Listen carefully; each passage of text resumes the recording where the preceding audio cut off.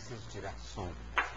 É preciso tirar som de tudo, é preciso tirar música de tudo, de tudo, de tudo. De tudo, mas sobretudo daqui, ó, do coração. Por que eu estou tentando tirar música de tudo, até do que não é instrumento musical originalmente? Porque eu estou hoje diante da música.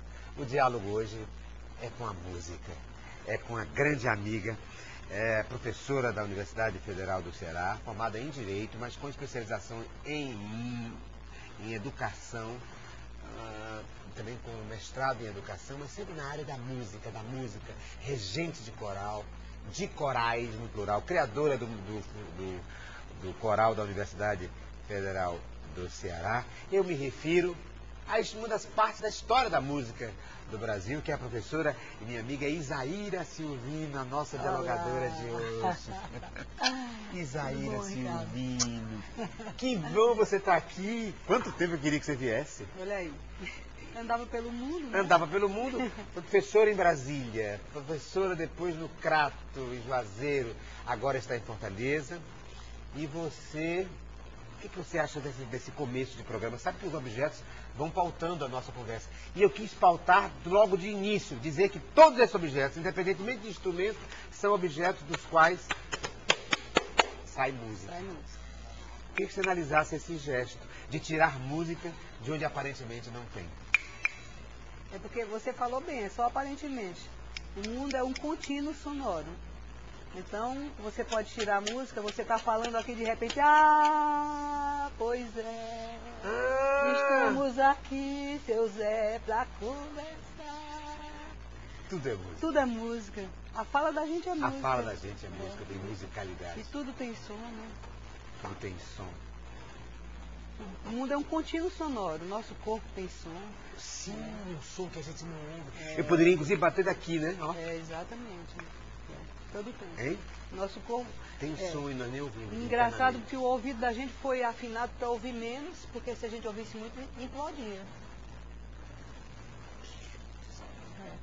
O contínuo do mundo deve ser, o contínuo sonoro do mundo deve ser um negócio assim incrível, né? E talvez igual em proporção ao que tem aqui dentro do corpo da gente internamente. Se a gente ouvisse, a gente implodiria. É muito som. Muito som, vibraria muito, né?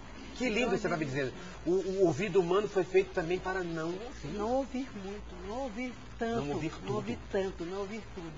Mas os animais escutam, alguns animais escutam muito mais do que a gente, né? Uma baleia, uma foca, um cachorro, um passarinho, escutam mais que a gente.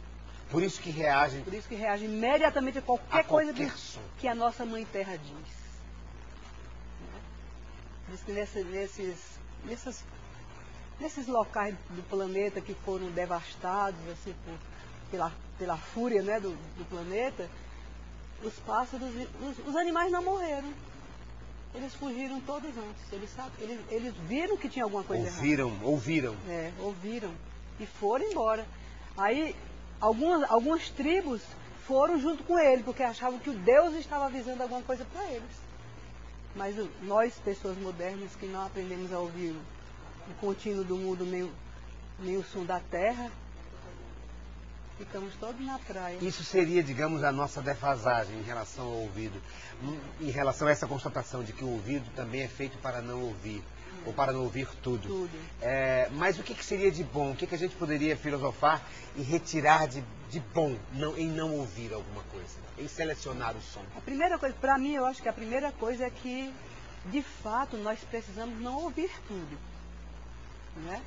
Porque é muito bom a gente escutar, mas não ouvir tudo, porque a gente escuta, mas só que a gente não ouve, porque a gente não percebe, não chega lá no lugar onde vem uma resposta dizendo que você ouviu, né? Em alguns momentos é muito importante na vida que você não precise ouvir, não precise escutar. Você ouve e faz de conta, né? Para mim, um dos grandes ensinamentos do ouvido da gente ouvir menos é isso. Estratégia de sobrevivência? Estratégia de comunicação mesmo. De se dizer e perceber o outro sem que ele... Se o outro ainda não tiver... Se o outro ainda for uma maré ou um maremoto, eu não preciso morrer afogado por ele, né? Aí eu não escuto. Eu não preciso ouvi-lo, eu posso... E você acha que esse processo é um processo que depende da vontade? Ou é involuntário também, às vezes? Ele é involuntário se você for educado na perspectiva de que você não precisa ouvir tudo. Não precisa ouvir tudo. Eu fui educada, eu fui educada do jeito que tem coisas que você não precisa responder. Tem coisas que você não precisa do confronto. Quando eu era adolescente, eu desobedeci muito essa regra da minha casa. Respondia. E muito. Me confrontava muito. Depois eu vi que não leva a nada. Não constrói, né? Embora eu transformasse em música, porque eu sofria quando eu não me entendia com as pessoas. Eu me desentendia porque eu queria, mas não precisa, né? Faz parte assim do amadurecimento da gente. Isaíra Silvino, eu não disse aqui na apresentação, ela é a criadora, a primeira coordenadora da Casa de Cultura Artística da Universidade Federal do Ceará. Esta ideia que surgiu lá nos anos 80, né, Isaíra? Na época do professor Marcondes Rosa, como pró-reitor de extensão, se transformou hoje no que a gente poderia chamar, né? Foi um nascedouro de uma ideia que hoje é chamada de Instituto de Cultura e Arte, o famoso ICA, que abriga todas as unidades acadêmicas ligadas à atividade da comunicação, do campo da comunicação e das artes. Também tem a Secretaria de Cultura Artística. E tem também a Secretaria de Cultura Artística. Que eu tenho fé que vai ser a Pró-Reitoria de Cultura Artística, né? Sim, essa secretaria se transformar numa pró-reitoria. A pró-reitoria de extensão da Universidade Federal do Ceará se transformaria, então, a Secretaria de Cultura Artística. Se transformaria numa pró-reitoria. Uma pró-reitoria de Cultura Artística. Porque hoje, o que eu queria dizer é o seguinte, as atividades artísticas hoje ainda estão ligadas à pró-reitoria de extensão, não é isso? Não, agora a Secretaria de Cultura Artística. Agora a Secretaria de Cultura Artística. Todas estão. Pois é, mas ela poderia ter um status de pró-reitoria. Se Deus quiser, né? Porque se a gente tem um instituto para o ensino, a pesquisa e a extensão em arte, né? Para que a universidade se articule com o Estado, com a cidade, com o que está fora dela, com o entorno dela, eu acho que ela...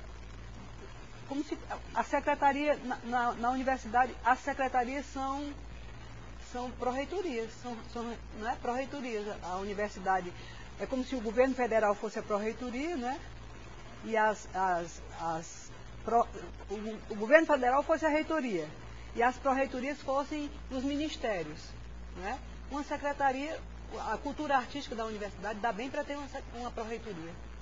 Hoje o titular é o professor Elvis Matos. Elvis Matos. É o Elvis Matos. Mas eu não fui a primeira, você me falou que eu fui a primeira, mas eu não fui a primeira em nenhuma das duas coisas que você falou. Não?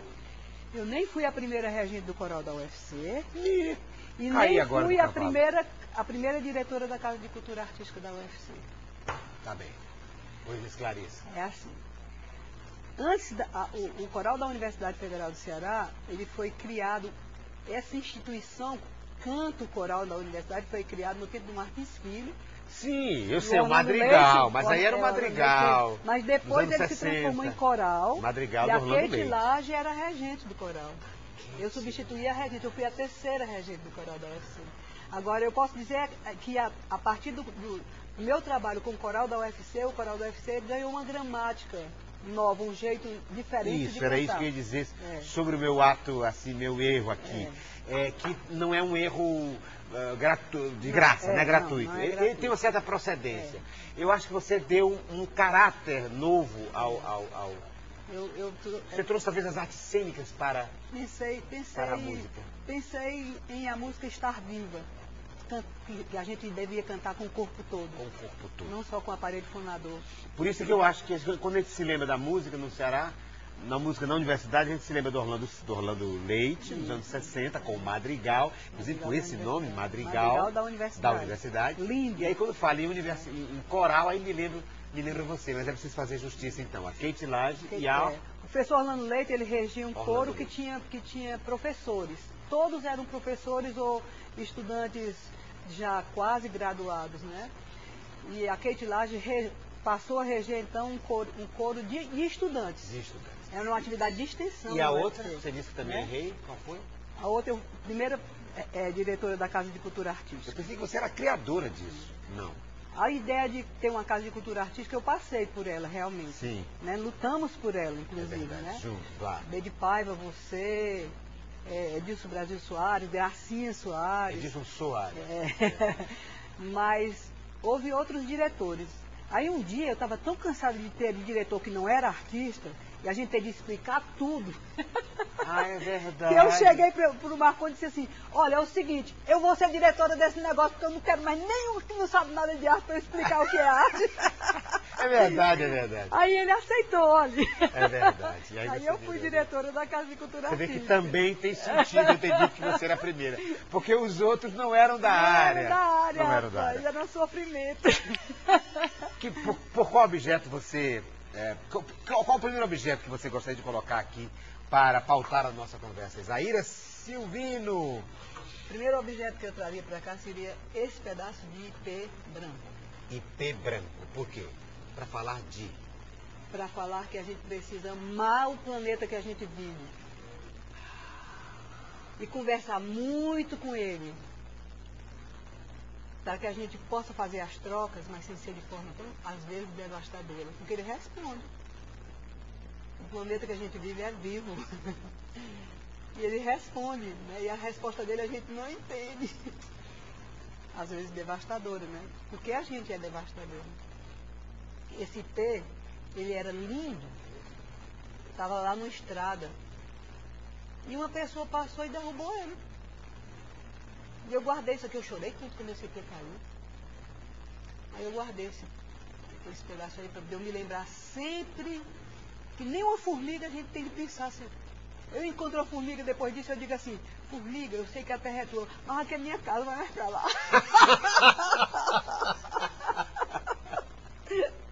Inclusive porque isso é cultura, né? É claro. Veja só, vamos falar aqui de cultura artística. Veja, o homem é essencialmente um artista, né? Um homem de cultura. Criador, né? Um criador, né? E para criar, a palavra cultura já implica uma intervenção humana em cima de algo que é natural. Portanto, em cima de uma destruição para a reconstrução de algo de outra coisa. Ou então uma Queria que você transformação. pensasse isso. Por exemplo, Uma transformação. transformação, Esse né? IP poderia ser transformado numa casa, num instrumento musical, Mas inclusive. ele ficou lá com as flores, inclusive ele estava florado. Né? Ficou lá. Eu digo, como resolver esse impasse? A necessidade do homem de criar, de dizer, formiga, aqui é minha casa, passa um pouquinho para lá. Um pouquinho pra lá. E ao mesmo tempo preservar a formiga. Eu queria que você filosofasse sobre isso, nós pensássemos sobre isso. Nós somos seres criativos, nós somos. Mas a gente ainda está passando por um processo de formação, de aprender o que é isso. Né?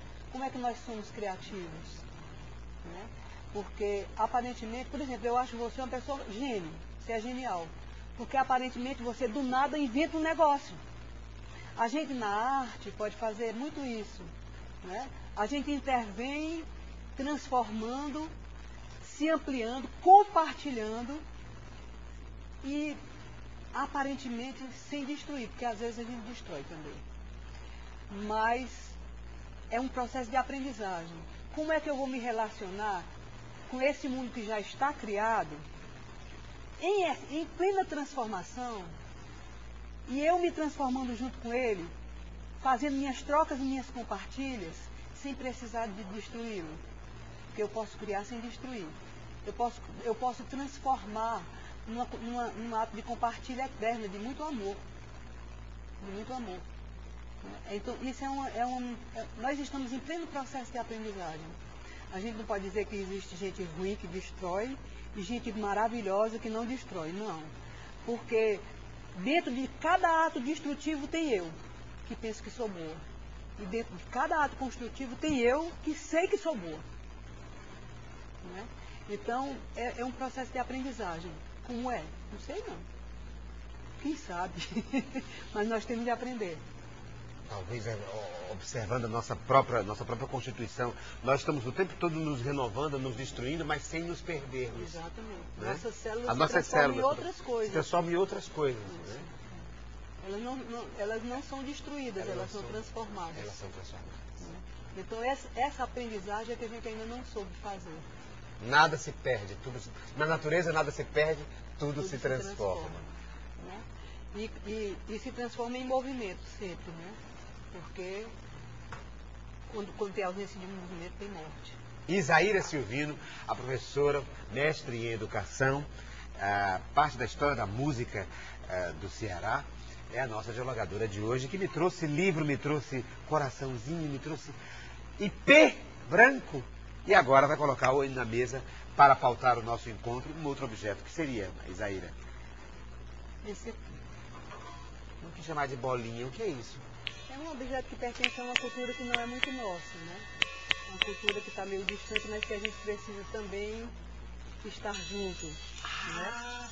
Será que tem uma bolinha dentro? Ela tem um sonzinho dentro. Ela é um instrumento de percussão? Não. Não? Não. Ele é um instrumento de... Pode ser de percussão, mas uma percussão que amasse a alma. Vamos dizer assim. Né? Vou dizer para você como é que ela é um instrumento. Aqui eu estou fazendo uma massagem nas minhas mãos, onde tem todos os terminais nervosos meus. Né? E eu estou aprendendo a me acalmar um pouco para ouvir e para ser. Né? E o som, ele é muito leve, né? Porque ele é som de...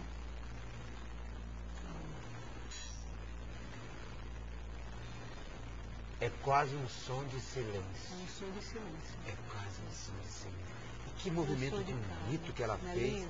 Eu que sou das artes cênicas, olha aí.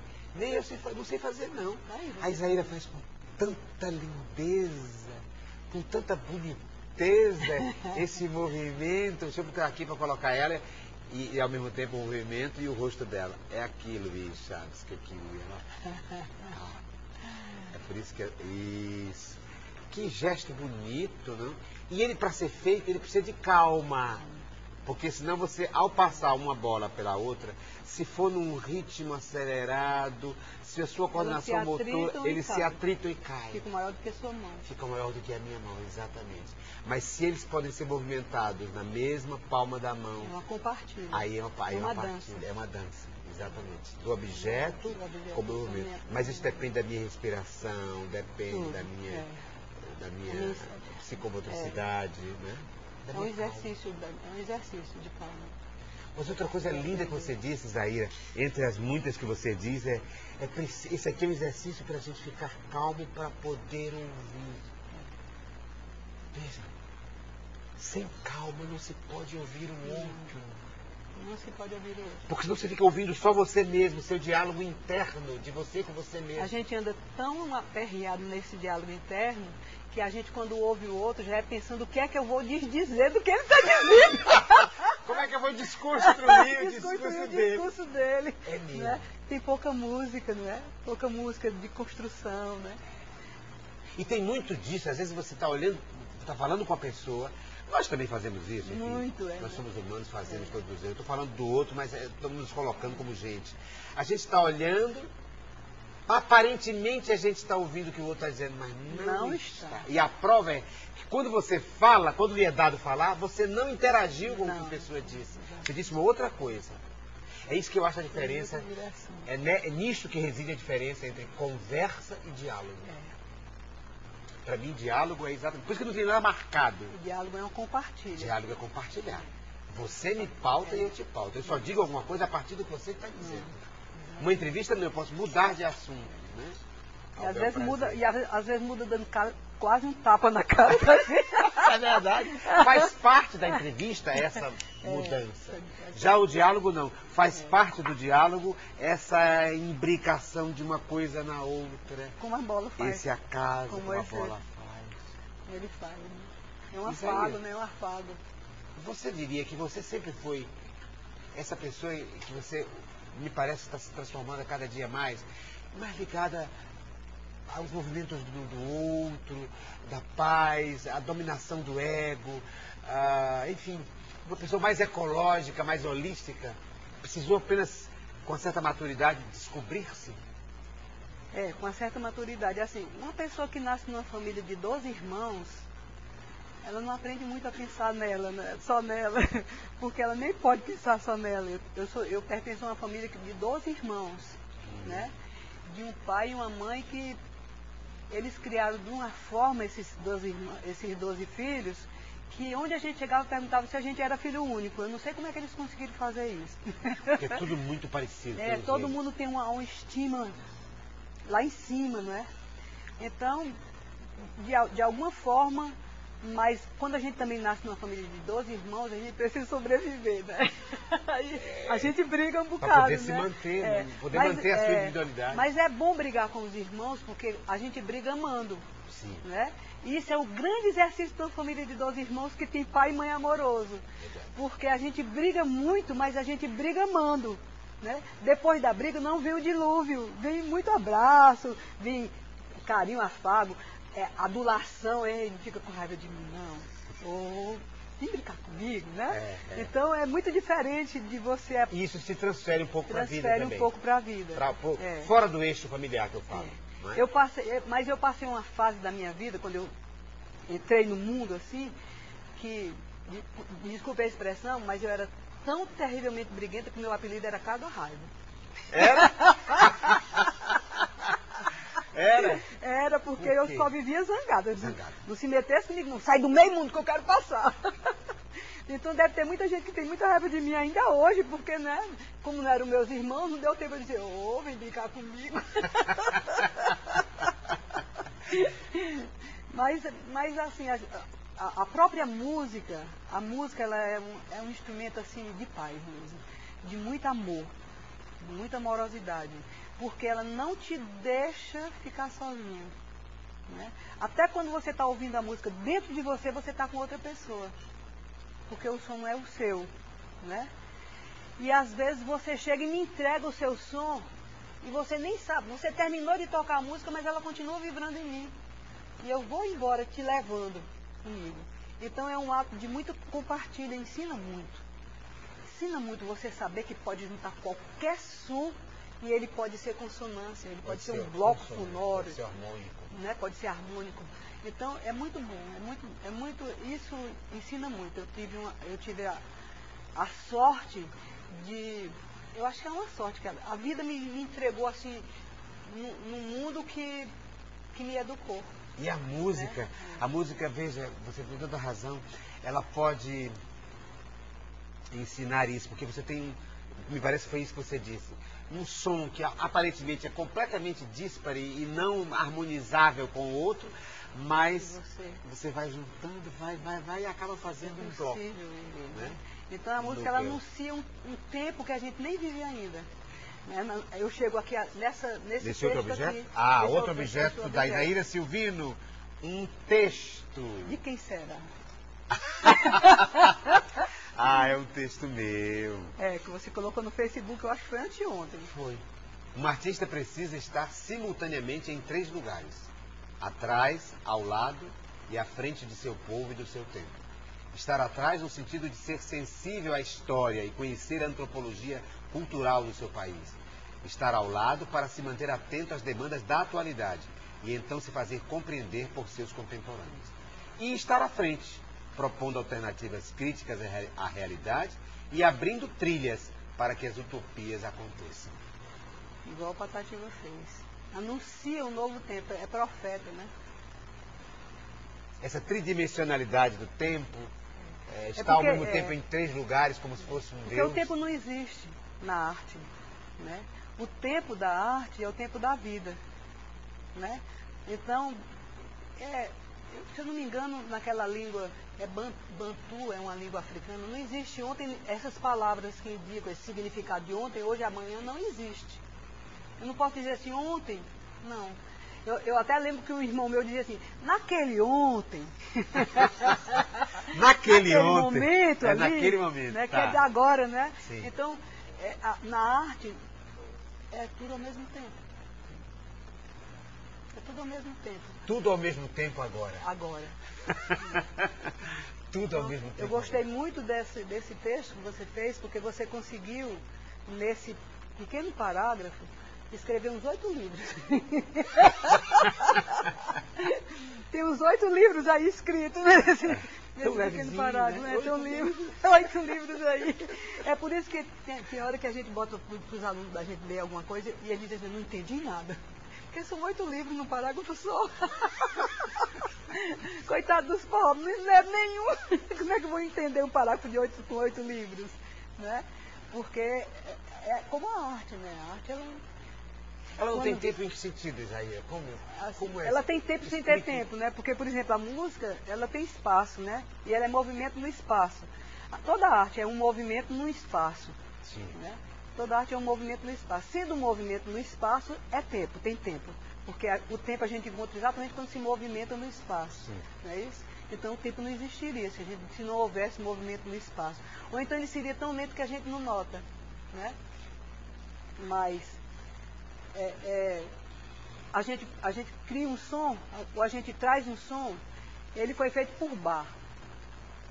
Eu me lembro de uma vez que eu estava na Solibel, lá no Crato, e o Paulo Abel foi lá no Crato fazer uma conversa com os alunos. Ele gostava muito dessa doação, desse encontro. E ele levou Jesus, a Alegria dos Homens, Johann Sebastian Bach, para tocar na orquestra do Padre e no coral do Padre, que tinha menino que nem ler sabia. Né? Então ele trouxe o Bach lá daquele século, 4 séculos antes, para um tempo do Cariri, de pessoas que não tinham ouvido, não tinham, né, aquela vivência com aquele som, mas viveu. E ficou lindo. Quando o Paulo Abel conseguiu fazer com que aquelas pessoas entendessem o que era aquele pensamento daquele camarada que nem existia mais, existia ali no discurso dele, ficou tão lindo, eu chorei muito quando eu ouvi. Lindo. E aquilo ali anunciou no coração daquelas pessoas um tempo que eles não tinham vivido ainda e que era um tempo real de amanhã. Muitos deles são artistas, grandes artistas hoje. Então, é isso aí que você está falando. A arte. Isaíra Silvino, a nossa dialogadora de hoje, com quem eu vou continuar dialogando no próximo segmento, porque ela me trouxe o coração, ela me trouxe o seu mais recente livro, Ah, se eu tivesse asas. E é com essas asas aqui do livro, as asas da inteligência, da sensibilidade da professora Isaíra Silvino, é com elas que eu vou continuar o nosso diálogo no próximo segmento do programa Diálogo.